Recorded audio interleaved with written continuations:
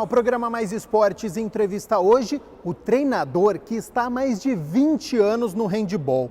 É o responsável pela formação de centenas de atletas. Inclusive, já revelou para as principais equipes do Brasil e do exterior. José, muito obrigado por ter aceito o convite para esta entrevista. Vou começar com uma pergunta fácil para você. Por que o handebol não cresce no Brasil? O Brasil tem algumas dificuldades com relação à parte estrutural e à competitividade maior a nível nacional, né? A gente tem uma dificuldade maior quando a gente entra no campo do treinamento e no desenvolvimento do esporte a nível competitivo. Temos pouco apoio das empresas privadas para que o esporte se desenvolva e a maioria das equipes depende de esforço das prefeituras municipais, do apoio das prefeituras municipais, e esses apoios acabam sendo limitados a alguns pontos. E aí a gente trabalha até um certo nível e não consegue adiantar aquele nível ali. E algumas equipes conseguem apoio com projetos federais, nacionais, e aí as empresas entram e a gente consegue desenvolver um pouco mais. Mas tem poucas equipes mesmo desenvolvendo alto rendimento. Mas as categorias de base estão sendo bem trabalhadas. Já deu para perceber. Se tem alguém que sabe sobre o assunto, sobre handebol, é o José Batista. Vamos fazer o seguinte? Vamos nos sentar então para a gente poder ficar mais à vontade, porque eu tenho muitos assuntos. Você citou essa dificuldade, a gente vai falar bastante no nosso programa sobre esse crescimento. Afinal, a equipe feminina é muito vitoriosa aqui no Brasil, porque foi campeã do mundo, campeã pan-americana, masculino também tem bons resultados. Já já a gente vai falar bastante sobre o assunto. Primeiro, quero conhecer você, onde você nasceu, como é que você conheceu o handebol? Tem algum esportista já na família? Eu brinco que a gente é uma família de esportista, né? Eu vim do Paraná, eu sou de uma cidade bem pequena do Paraná e a gente morava no sítio, né, no interior. E aí a gente veio para a cidade de Americana, vizinha aqui de Piracicaba. Eu tinha aproximadamente 10 anos de idade.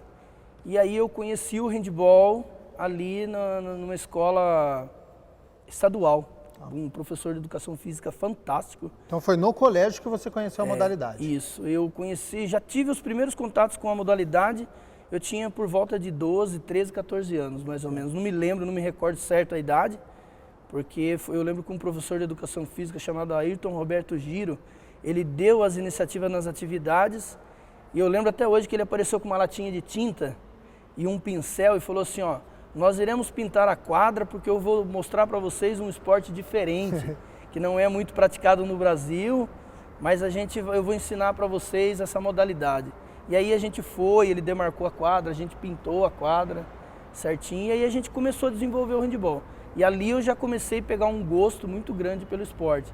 Meu irmão também praticava comigo e hoje temos aí na família eu e meu irmão, os dois são treinadores de handebol. Que bacana. Guardadas devidas as proporções, né? Essa história de pintar quadra, de pintar arquibancada, as atletas do Veracruz Basquete fizeram isso no ginásio Paineiras, também da Ponte Preta, precisava de uma reforma ali para a equipe de basquete e as atletas foram lá com as próprias mãos para poder pintar o ginásio, para poder receber as partidas. Então você vê esse carinho e esse cuidado que atletas têm com o seu ambiente de trabalho. Acho que fora do ambiente de futebol, que é um mundo totalmente à parte, é mais comum isso, né? O atleta se envolver com o esporte. Então, eu costumo dizer que o esporte ele tem maravilhas inexplicáveis, né? Por exemplo, essa é uma delas. O esporte ele consegue desenvolver na pessoa a capacidade de cooperar com as dificuldades encontradas e aquela capacidade de não ficar esperando as coisas acontecer, né? Eles, quando precisam de alguma coisa, eles se juntam. E aí entra o grande fator do trabalho em equipe, né, do trabalho em grupo, e eles se juntam e desenvolvem as atividades, correm atrás do que precisa para poder fazer aquilo que tanto gosta, que é o esporte, né? E você conheceu aos 12 anos e jogou mais ou menos até os 28 anos, como é que foi essa carreira? Eu tive uma carreira no handebol, assim, graças a Deus, uma carreira vitoriosa, não cheguei à seleção brasileira, nada, né, como a maioria dos jogadores. Mas eu desenvolvi a nível regional, fui vários títulos de jogos regionais. Eu competi muito tempo por Americana, né? Cidade vizinha aqui. A gente disputava campeonato paulista, que na época era um campeonato muito forte, um campeonato de referência a nível nacional. E a gente disputei ali aquele campeonato paulista, acho que a gente foi 1 ou 2 vezes terceiro lugar no máximo. E jogos regionais, eu tenho aproximadamente 5 títulos de jogos regionais. Tá. Jogos abertos também, que é uma competição muito difícil. A gente conseguiu algumas vezes chegar nas finais. Mas assim, nunca fui um grande jogador de handebol. Tive alguns destaques a nível regional. Fui artilheiro do Campeonato Paulista em 1998. Tá. Eu lembro dessa data porque a minha mulher foi artilheira do campeonato junto comigo. Ah, então quer dizer que o handebol já uniu também o matrimônio. Nessa época, nesse período, nesse ano de 98, eu joguei por Itapira. A Americana acabou montando uma equipe muito forte e como eu tinha lesionado um ano anterior, eu acabei perdendo espaço na equipe. E aí eu acabei sendo convidado para disputar o Campeonato Paulista pelo município de Itapira, que o professor Fábio me convidou e eu fui participar com ele lá, e lá eu fui artilheiro do Campeonato Paulista. E a minha esposa hoje jogava por Americana, com o meu irmão que era técnico dela, e aí ela foi artilheira também. Então ali já começou alguma coisa, né? Você falou, já estava assistindo a partida, já gostou de um atleta ali, a conversa do mundo do handebol. E esse fruto deste casamento, você tem um filho que também já joga handebol? Isso, graças a Deus. Você obrigou ele a jogar? Fala a verdade aqui, hein? Não, a gente assim, por mais que a gente tenha um envolvimento com o handebol muito grande, e assim, tanto eu quanto a minha esposa foi atleta de handebol há muito tempo, eu fui atleta de handebol há muito tempo, eu trabalho como técnico já há 20 anos, até mais, porque eu conto 20 anos que foi a época que eu vim pra cá, né? Que foi a época que eu passei a ser técnico de competição.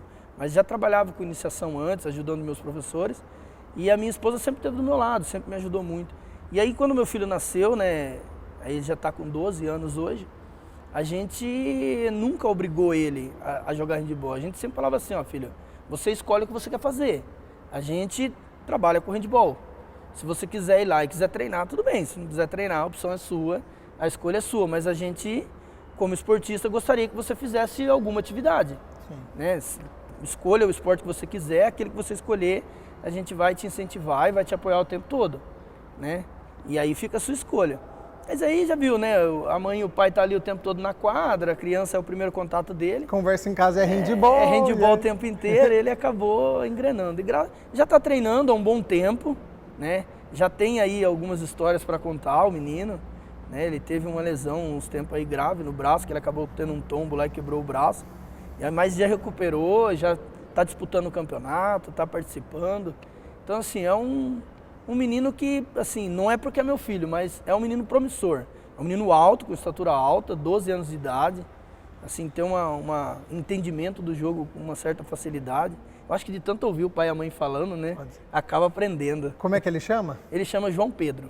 A gente vai guardar esse nome então, hein? João Pedro já pode despontar aí nas principais equipes do Brasil, que já a gente vai saber, porque eu tenho certeza que muita gente que está nos assistindo não conhece as principais equipes do Brasil, não conhece os principais torneios, então já a gente vai falar bastante sobre handebol.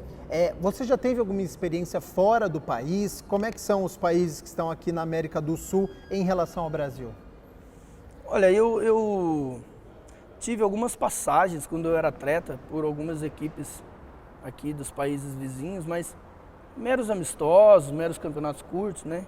Então não tive uma vivência tão assim, né? Foi uma vivência Quais países pouca. Que você foi? A gente acabou disputando alguns campeonatinhos, torneinhos assim na Argentina, Paraguai, que na época era o que a gente conseguia alcançar. As equipes do Paraná às vezes chamavam a gente para disputar por eles, ia lá, disputava um final de semana, 2, voltava. Coisa rápida, né? Tá. Mas a minha maior experiência mesmo no handebol foi em Americana, mesmo a nível regional, estadual aqui. Eu vejo assim, hoje o Brasil ele está Hoje, a gente ia falar, hoje é meio arriscado falar devido aos últimos resultados que a gente teve, né? Mas eu ainda continuo achando que o Brasil está um passo à frente dos países aqui da América do Sul. Aqui. Nós estamos... O nosso handebol ainda prevalece como melhores equipes. O feminino tem uma superioridade enorme aqui na América Campeão do Sul. do mundo já. O feminino tem uma história muito boa para contar, né? Desenvolveu muito rápido e muito oportuno o handebol feminino. Ele cresceu de uma maneira consistente. E o handebol masculino, ele sempre foi muito batalhador, porque assim, a dificuldade do handebol masculino ela é maior. Não a nível de resultados, mas a nível de competição, né? O nível é muito mais difícil o masculino conseguir um resultado a nível mundial, por exemplo, né? Porque as equipes europeias são muito fortes, né? Muito estruturadas, uma história enorme de handebol. Mas o Brasil, assim, nos últimos anos, o Brasil tem dando largos passos pro crescimento. Eu acredito que daqui a alguns anos a gente vai estar vendo o Brasil entre os melhores, eu acredito fielmente nisso. Que explicação que você dá? A gente tem uma seleção feminina muito forte, uma seleção masculina forte também e um esporte que não é nada popular no país. Como é que se explica isso? Então, nós vivemos no país do futebol, né? E assim, o país do futebol é complicado. Tudo gira em torno do futebol e o esporte amador acaba perdendo seu espaço. O esporte amador sobrevive da boa vontade e do gosto, né? Por exemplo, eu amo o handebol, né, de coração. Se eu me tornar um grande empresário, eu vou ajudar o handebol. Então é só assim. Porque é difícil uma empresa que não conhece direito a modalidade investir nela. Você acha que é algo muito específico? Porque assim, talvez, né, posso até falar besteira, mas talvez o que os empresários, as empresas procuram é alguma forma de retorno, né, financeira ou sei lá, de outra forma, que o handebol ainda não consegue proporcionar. Mas eu vejo assim, se você investir no handebol, pelo menos na formação, eu acredito que as empresas terão um retorno enorme. Porque assim, eu analiso pelo nosso projeto. Nosso projeto tem 2 anos que a gente está desenvolvendo esse projeto. Lógico que eu já desenvolvo esse projeto há muito tempo, mas que a gente colocou esse nome, né, o projeto Handebol Futuro, que engrenou há 2 anos atrás por conta da lei que mudou aí no federal e a gente teve que se adaptar. Em 2 anos nós temos, somando tudo, uns 200 atletas entre masculino e feminino. Então você pega aí 200 pessoas com uma simples camiseta de uma empresa rodando pelo município todo, é difícil alguém não saber qual que é aquela empresa, né? Então acredito que as empresas poderiam, se não tem aquele retorno grande que às vezes espera numa equipe de alto rendimento, que procurem pelo menos investir nos trabalhos de base, né? Para que a gente tenha uma estrutura embaixo boa e aí com o tempo a gente vai conseguir estruturar lá em cima também. A gente vai falar mais sobre a categoria de base, que eu sei que é o seu foco, você já revelou muitos atletas aí, então é um professor, então já a gente vai falar sobre esse assunto. Agora, José, a gente tem um quadro aqui no nosso programa que é a Pergunta Polêmica.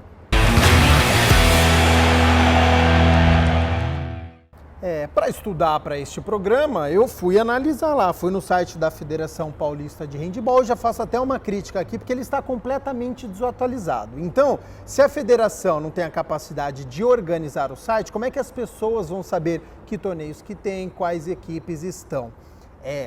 Para o handebol poder crescer, você acha que a federação, ela deixa a desejar ou ela está se organizando? Vamos fazer o seguinte, rápido intervalo, na volta tem essa resposta do José Batista. Será que a Federação Paulista de Handebol, ela consegue organizar? Quais são os torneios que tem aqui no Brasil? Quais são as principais equipes? Vamos falar de categoria de base, vamos falar mais sobre essa transição de jogador para ser treinador, para ser professor. Quais torneios será que a equipe do José Batista disputa? Essas respostas daqui a pouco, depois do intervalo.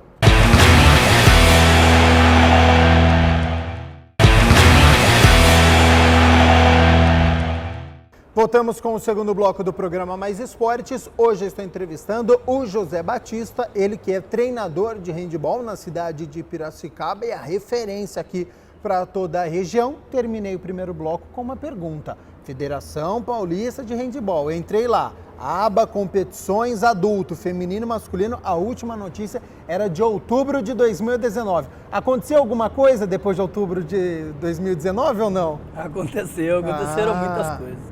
A Federação Paulista ela tem desenvolvido o handebol aqui no estado.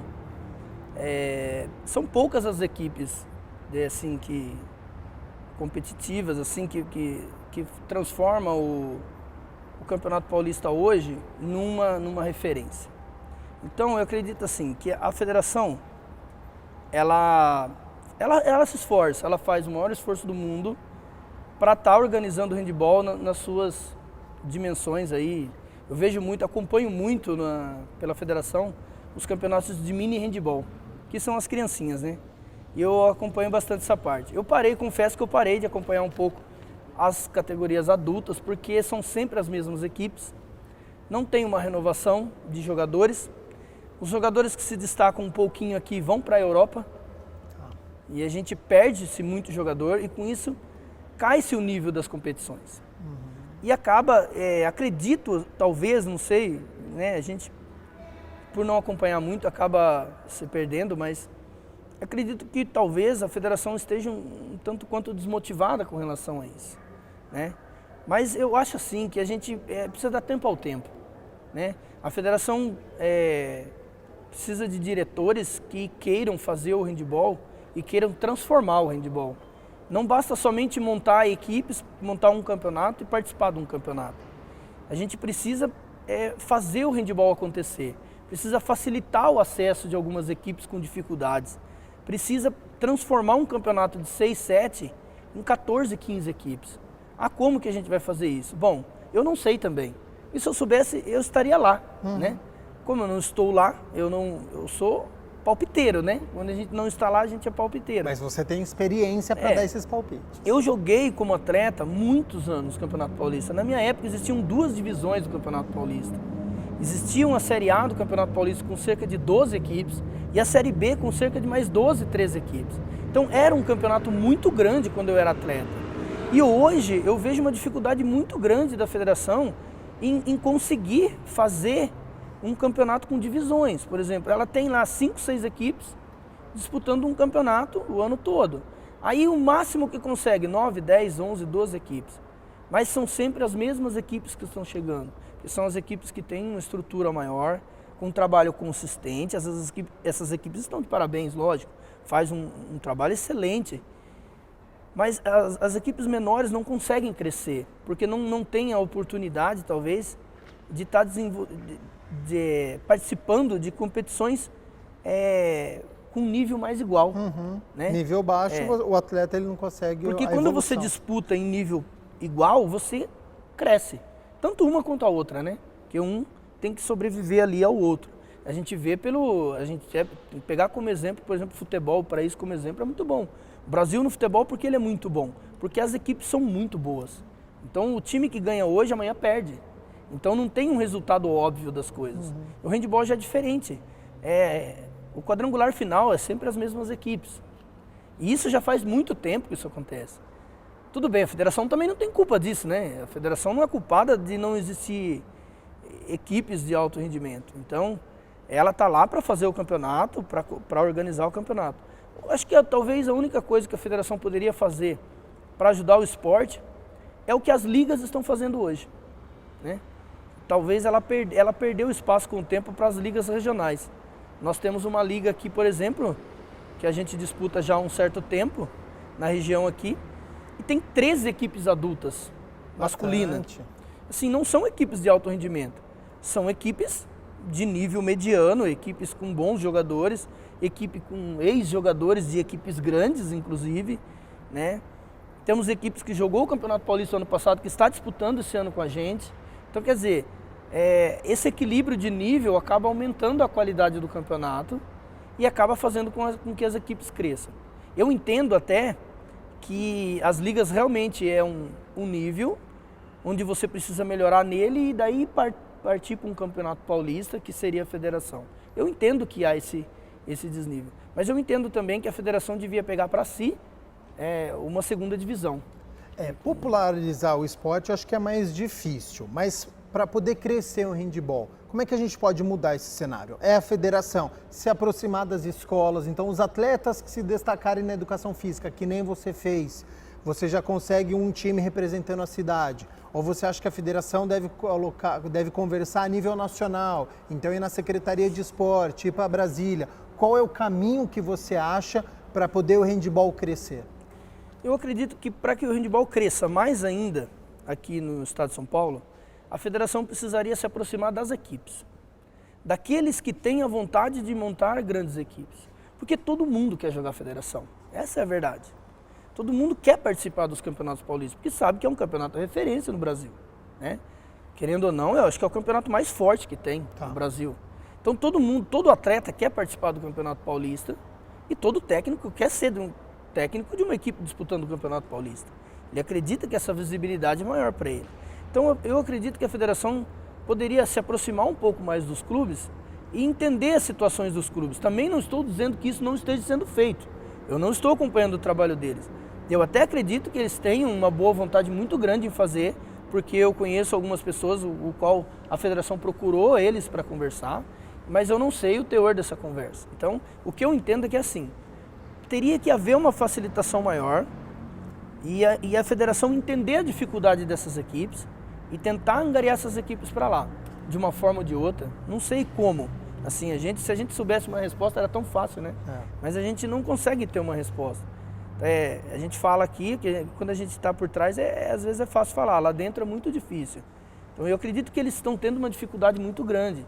Eles têm vontade de fazer, mas tem muitas coisas que às vezes bloqueiam um pouco eles. E o custo, talvez, da federação poderia ser um pouco menor, para ajudar essas equipes que têm uma dificuldade financeira maior. Porque assim, o fato de você estar disputando um campeonato paulista para você, te propicia abre algumas portas para você conseguir apoio, de um jeito ou de outro, né? Um apoio maior a nível municipal, a nível regional. Então, essa facilitação que a federação poderia dar um acordo financeiro, facilitando um pouco a entrada das equipes com menos, sem, lógico, brigando pelo nível do campeonato, né? Não deixar o nível do campeonato cair tanto, porque senão também perde um pouco a qualidade. O handebol é um esporte caro? Para quem está em casa, está nos acompanhando, para quem pratica na educação física, quero ser atleta de handebol. Ele é um esporte caro? Então, eu costumo dizer assim, o handebol ele é tão caro que um jogador de futebol paga uma equipe inteira por 10 anos. É inacreditável, assim. Uma equipe de handebol de alto rendimento mesmo é um jogador de futebol. Um salário mensal dele dá para você ter uma equipe de handebol de alto rendimento por um ano. Então são coisas que a gente não consegue entender, né? Se eu pego um jogador do São Paulo, do Corinthians, do Palmeiras, não sei de qual time seja, que ele ganha aí 200, 300 mil reais por mês. É isso que uma equipe de alto rendimento gasta. Se você somar o salário de todos os jogadores de uma equipe de alto rendimento, olha, eu não acompanho muito porque, né, também não chego nesse ponto. Mas olha, se passar de 100 mil por mês, fala pra você, hein? A equipe tem muito dinheiro. E são equipes que estão nas finais da Liga Nacional. Quer dizer, não é um esporte caro, é um esporte muito barato. É um esporte assim, que não precisa de muitos adereços, é um esporte muito barato. Eu acho que, sei lá, não sei, a gente precisaria ter um olhar um pouco mais carinhoso para o handebol, né? Acho que não é difícil fazer handebol. Um pouco mais de vontade, um pouco mais de dedicação, talvez a gente conseguiria. Mas essa diferença financeira é cruel.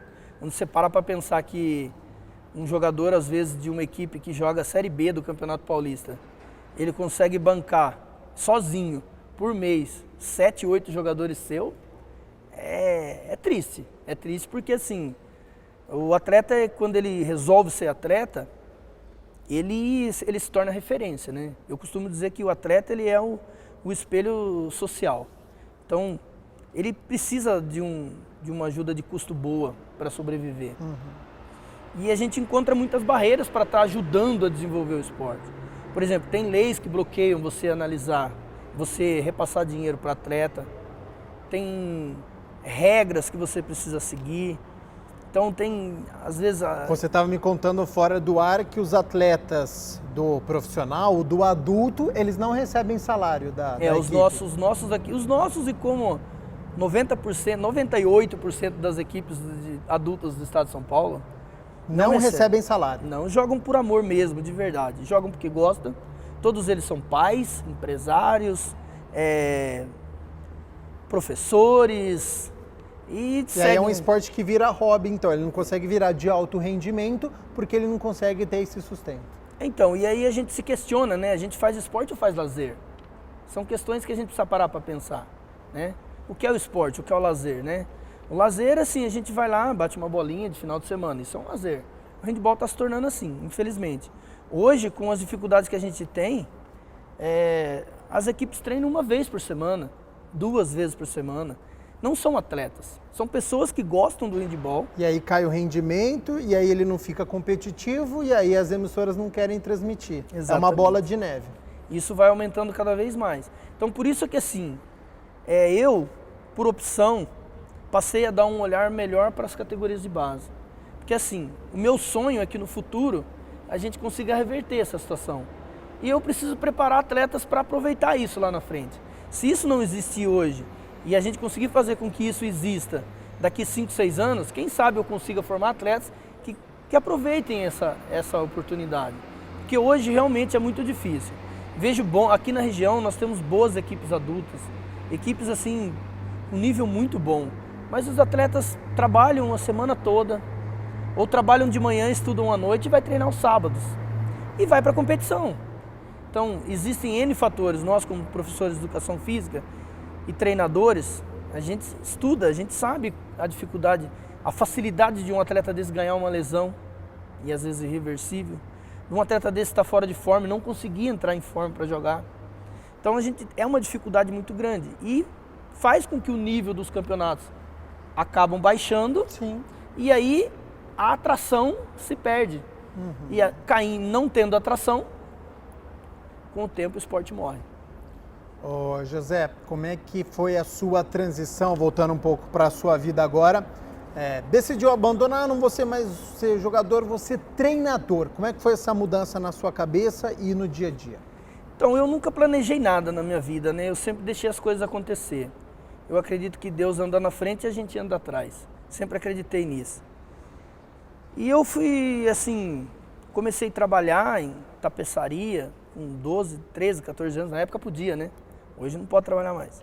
Eu trabalhava e estudava, praticava o handebol ali. E todas as vezes que eu ia arrumar um emprego, eu já falava pro patrão, ó, eu jogo handebol, hein?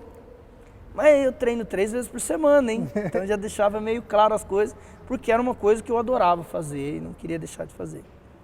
Então, fui atleta e fui indo. Como eu tinha facilidade e trabalhava próximo do local de treinamento, eu trabalhava, treinava e ia para a escola ainda. Conseguia conciliar os 3.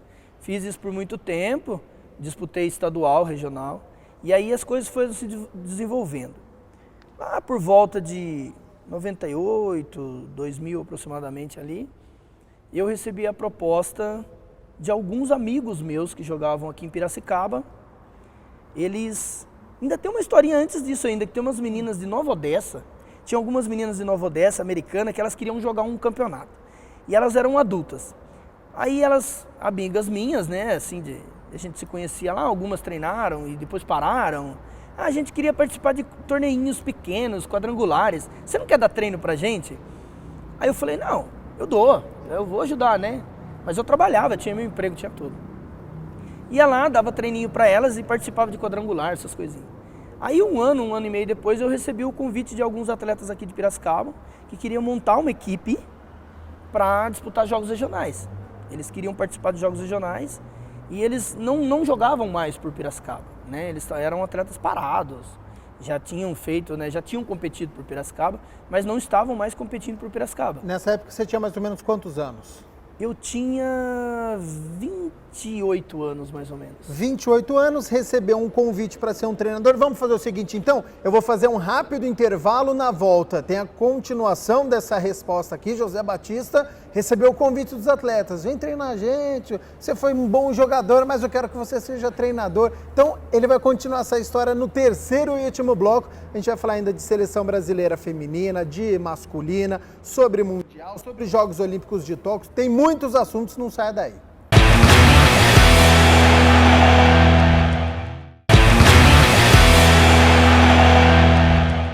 Voltamos com o terceiro e último bloco do programa Mais Esportes. Hoje estou entrevistando o José Batista. A resenha tá boa, hein? Temos pouco tempo aqui só no terceiro bloco. No segundo você estava contando a história. Os rapazes lá de Piracicaba fizeram um convite para você. Vem treinar a gente. Eu recebi esse convite, eles jogavam, inclusive a gente jogava contra às vezes, né? E eles me chamaram para trabalhar com eles aqui, que eles queriam até que eu jogasse junto com eles, para montar uma equipe para a gente disputar jogos regionais, por alguma cidade vizinha de Piracicaba, alguma coisa assim. E aí eu falei para eles, assim, ó gente, eu não tenho condições, eu trabalho e fica difícil para mim. Não, vem dar treino pra gente então de sábado à tarde, das 5 às 8 da tarde. Quem treina das 5 da tarde às 8 da noite no sábado? Aí eu falei, não, tudo bem, eu sempre gostei de ajudar, né? Falei, bom, eu vou. E assim, sem ganhar nada. Vim porque eu gostava mesmo, porque eu conhecia eles e vim para ajudar. E comecei a dar esse treininho para eles e a gente foi se organizando já para fazer as inscrições por outro município para participar e tal. E foi quando eu fui e recebi um telefonema que o secretário de Esportes de Piracicaba, o João Paulo Araújo na época, queria conversar comigo lá na sala dele. Falei, nossa senhora, né? Alguma coisa aconteceu. Nem ou cheguei. Ruim ou boa, né? Nem cheguei e já vou tomar, né?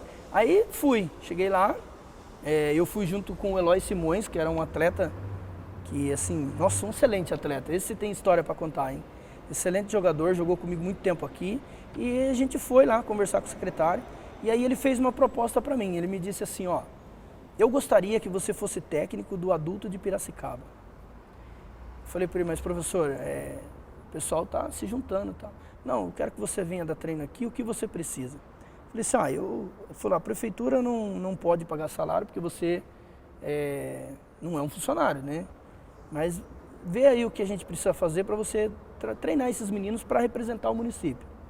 Porque eu comecei aqui com 5 e 3 meses depois nós tínhamos 30 treinando. Então tinha bastante. O pessoal da faculdade em volta, né? Tudo viu que tinha uma equipe adulta e começaram a treinar. E aí ele falou, eu com 30 anos de idade, pensei com 30 não, eu tinha 28, 29 mais ou menos. Pensei assim, nunca fiz faculdade. Será que eu consigo agora, né? Aí eu falei para ele, professor, se eu tiver uma bolsa de faculdade, eu venho dar treino. Porque eu preciso estudar. Para ser técnico, eu tenho que estudar. Legal. Aí ele falou, não, a gente tem uma parceria com a Unimap, eu arrumo uma bolsa para você. Pode começar a dar treino para os meninos, então. Aí eu vim. E estou aqui até hoje.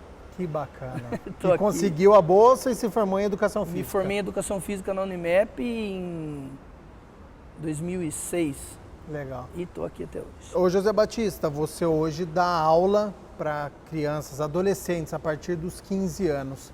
Quais são os ensinamentos que você passa e qual é a responsabilidade que você tem? Então, hoje, a nossa prioridade é trabalhar na formação, né?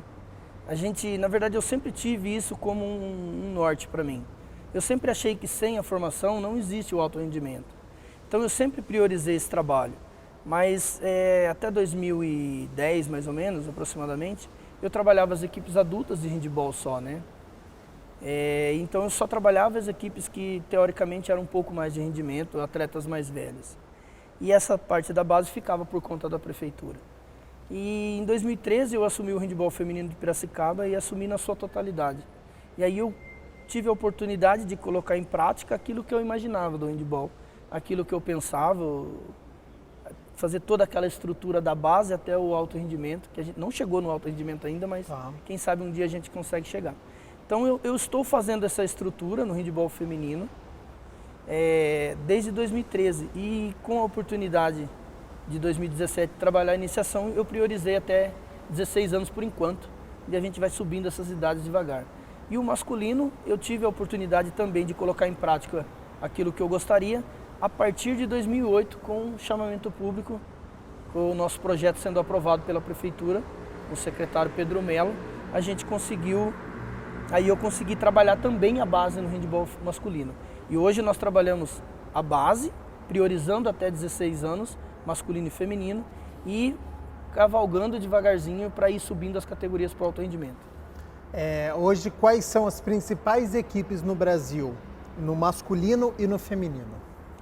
Nós temos no masculino Taubaté, que é uma referência no Brasil todo. Bicampeão paulista, né? Recentemente. Isso, o Taubaté, praticamente tudo que ele disputa, ele ganha, né? Tá. É uma equipe muito boa, meu amigo Tatá é técnico lá. Assim, uma equipe muito bem estruturada, muito bem organizada e merecedora dos títulos que ganha, essa é a verdade. E temos também, assim, historicamente, esse clube é fantástico aqui no Brasil. O Clube Pinheiros, no feminino e no masculino também. Ele é uma referência do handebol brasileiro, o Clube Pinheiros. O trabalho que eles fazem lá há muito tempo, né, há muitos anos. Eu, desde antes de eu jogar handebol, já conheci o Pinheiros. Joguei lá dentro muitas vezes, fui como técnico com as minhas equipes lá dentro muitas vezes. É um clube que desenvolve o handebol com uma excelência fora do normal. Hoje, o Clube Pinheiros é uma referência no Brasil do handebol. Eu imagino dessa forma, né? Acredito que todo atleta queira estar lá uma vezinha na vida. Taubaté e Pinheiros no masculino, isso? Ou no feminino também? Taubaté, ele de uns tempos para cá, um bom tempo para cá, né? Ele está sendo uma referência no masculino, ele conseguiu passar na frente do Pinheiros. E o feminino, antigamente era metodista, né? Há uns tempos atrás, que agora metodista não tem mais, em São Bernardo, e agora passou a ser o NIP, então a força diminuiu um pouco, mas ainda é uma grande equipe. E a gente sempre teve como referência metodista, que São Bernardo, na verdade, e Taubaté. Masculino, Taubaté, feminino, metodista. Mas eu costumo dizer que a referência no handebol é o Clube Pinheiros, pelo trabalho que eles fazem há muito tempo. E eles sempre estão lá. São sempre no calcanhar de Taubaté, ou ganham ou perdem. Se eu não me engano, ano passado eles ganharam. E o São Bernardo também, o feminino está sempre ali, sempre cutucando. Então, ou ganha ou perde, está sempre muito competitivo. Para quem está em casa e não conhece, que importância tem Morten Solbach para o handebol no Brasil? O Morten foi um treinador que, eu não vou falar revolucionou, digamos que ele reorganizou o handebol feminino no Brasil. Ele, assim como o Jordi, eles fizeram uma passagem no Brasil magnífica. Eles reestruturaram o handebol brasileiro e deixaram um legado, né? Deixaram aí um pessoal que pensa em continuar esse trabalho, que pensa em continuar fazendo esse tipo de trabalho. Inclusive, semana passada nós fizemos um curso com o Washington Nunes, aqui que a Lesp promoveu, né? Que é a Liga de Handebol. E nós fizemos o curso com ele, assim, ele trabalhou com o Jordi muito tempo no handebol masculino. E assim, eu sempre acompanhei o trabalho do Morten no feminino e do Jordi no masculino. Eles reorganizaram o handebol brasileiro, eles foram muito importantes para o Brasil. E eu acredito que assim, o que eles fizeram não vai desaparecer. Eles plantaram alguma coisa que vai ajudar o handebol a evoluir no Brasil. No masculino hoje, a gente tem o Daniel Rios como treinador, ele que é um espanhol.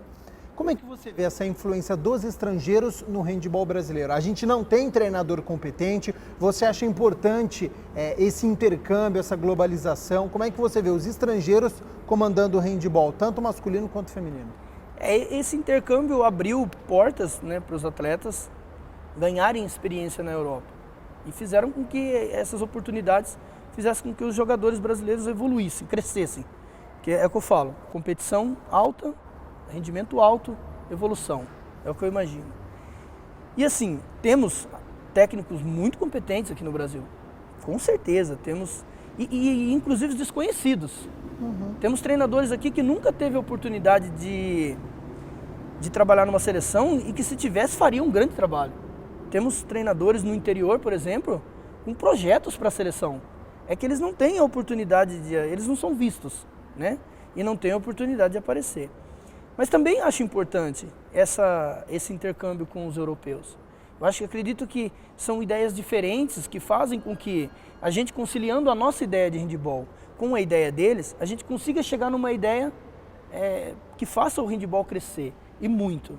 Então, é importante que haja esse intercâmbio está sendo importante para o Brasil, e acredito que os treinadores brasileiros estão cada vez melhores, né?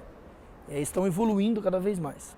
Restando apenas 3 minutos para o término do programa, já tem um cinegrafista ali, olha, já está fazendo um sinal que é para a gente encerrar, então a gente não pode demorar aqui. Brasil, no ano passado, no Pan-Americano, perdeu para o Chile na semifinal. e não conseguiu a vaga direto para os Jogos Olímpicos de Tóquio, vai ter uma oportunidade no pré-olímpico agora, está junto com Noruega, Coreia do Sul e novamente o Chile. Quais são as chances do Brasil disputar os Jogos Olímpicos de Tóquio no masculino? Olha, eu acredito muito no Brasil. Eu acredito fielmente que o Brasil vai conseguir essa vaga. Não vai ser fácil, mas eu acho que o Brasil vai conseguir essa vaga. Vai ser trabalhoso, vai ser difícil, mas eu acho que a gente vai conseguir. E para a gente poder encerrar o programa, a gente tem mais um quadro aqui, O que Ninguém Sabe. E aí, José Batista, que história que você reservou para o nosso programa para a gente encerrar com chave de ouro que ninguém sabe que está nos assistindo, mas que aconteceu? Eu tenho uma historinha para contar que só minha equipe sabe, né? Nós, o ano passado, montamos uma equipe adulta para disputar os Jogos Regionais e pegamos algumas meninas que estavam paradas no handebol, grandes jogadoras, por sinal, e as meninas minhas de 15 anos que treinavam aqui nas categorias de base. Montamos uma equipe e fomos para os Jogos Regionais com a pretensão de chegar entre os 4, no máximo numa final. E afinal de contas lá tinha Bauru, que jogava Campeonato Paulista e tudo mais, e assim, jamais a gente tinha aquela ideia que chegaria numa final e seria campeão.